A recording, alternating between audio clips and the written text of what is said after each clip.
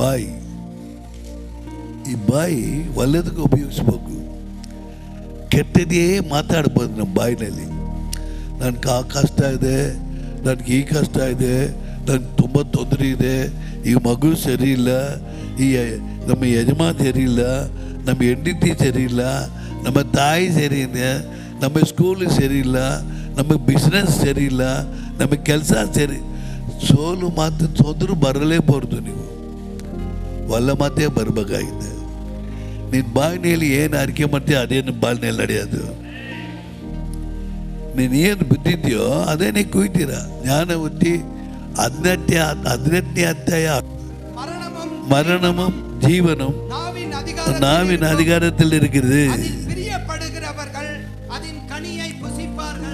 ನೀ ಸಾವ್ರದ್ದು ನಿಮ್ಮ ಬಾಯಿನಲ್ಲಿ ಇದೆ.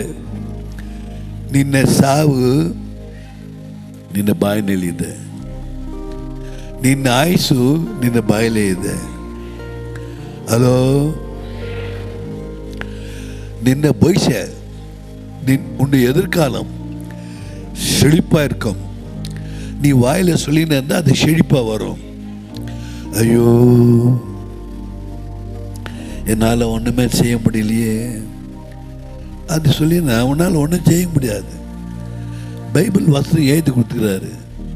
4வது அதிகாரம் 13வது வசனம், பிலிப்பியர் நிருபம்.